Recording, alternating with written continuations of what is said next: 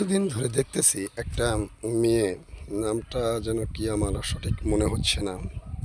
উনি আর ওনার স্বামী যেসব ভিডিওগুলো করেন, কথায় কথায় বলেন যান এটা নিয়ে আসো ওটা নিয়ে আসো। এই মেয়েটাকে দেখলে মনে হয় কোনো ভদ্র ঘরের মেয়ে না, মনে হয় এমন একটা মেয়ে যেটা বলার মতো না। এমন অশ্লীল ভিডিওগুলো বানায়, যার দেহ দেখায় এবং সব কিছু দেখায়। শুধু এমন কিছু না, ওটা যে কাপড়গুলো পরে থাকে ওগুলো না পরলেও ওর চলে, কিন্তু ওই সব ব্যবসা আমরা করতে পারবো না। আর ওই বা কেমন স্বামী আমার মাথায় ধরে না। এই স্বামী হয়ে এমন স্ত্রীকে সবার কাছে বিলিয়ে দিচ্ছে। তার চেয়ে এই কাজ না করে অন্য কাজ করলেও পারতো।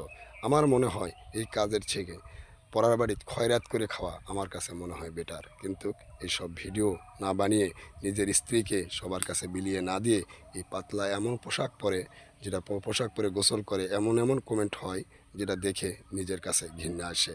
কিন্তু আসলেই ওদের তো ঘৃণাই নাই, ওরা তো মানুষই না, ওদেরকে মানুষ বলা যাবেও না।